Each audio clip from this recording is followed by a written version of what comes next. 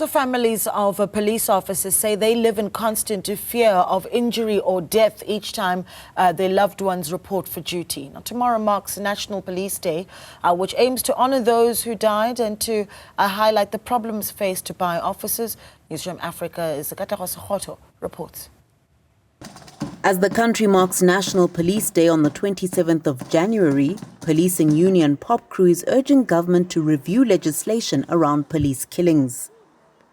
So while others die in the line of duty, there are also those who die while not on duty. But that, of course, has got a lot to do with the impact of crime in the country.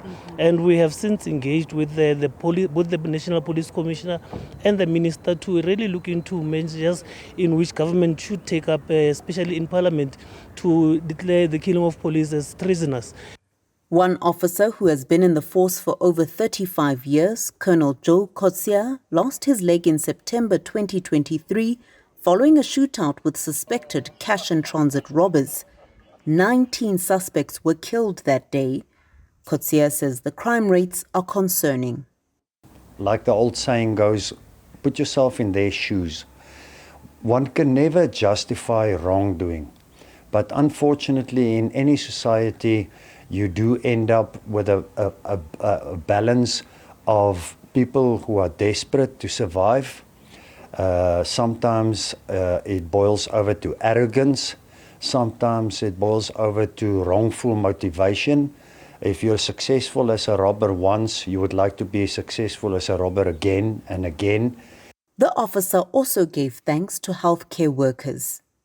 It's not always the surgeon that does the main operation, but the day-to-day care and assistance and a friendly face approach, the service that you receive there, those people are also working very long hours, hard hours, a kind of job that's not very much appreciated, not very much recognized.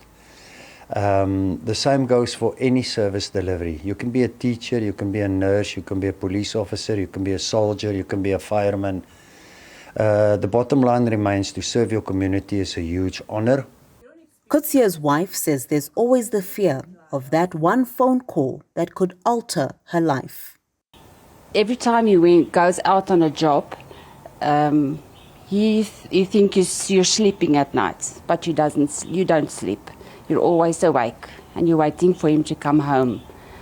And as I told you earlier on, when this accident happened, I got the phone call and I knew this is it. Your life long, you're waiting for this phone call to come your way. And when I got this phone call, I knew this is it. She says their constant communication helps. Yeah, you know what? When he goes out on a job, he will always tell me he's going out, I mustn't bother him. But when he's finished with the job, he will also phone me to tell me that he's on his way back home. So then I know I can rest. Union POP crew says police stations are not equally resourced. Police stations in affluent areas are well resourced, but you go to the ones within townships and rural areas, the resources are not sufficient, you know.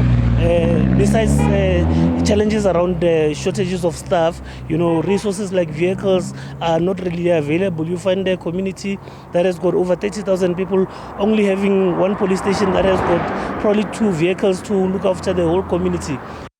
Colonel Kotsia has this advice for young people joining the force. Stay humble, become motivated. You must create your own goals to achieve within any society. You must make progress, you must develop, you must grow, you must motivate yourself and those around you, and you must gain your own reward by means of pride, recognition. Everybody wants to measure everything in life in terms of financial reward. Financial reward is only one format of it. SAPS continues to encourage communities to show appreciation for the sacrifices and dedication of the nation's first line of defense against crime. For Newzroom Afrika on Channel 405, I'm Katleho Sekhotho in Centurion.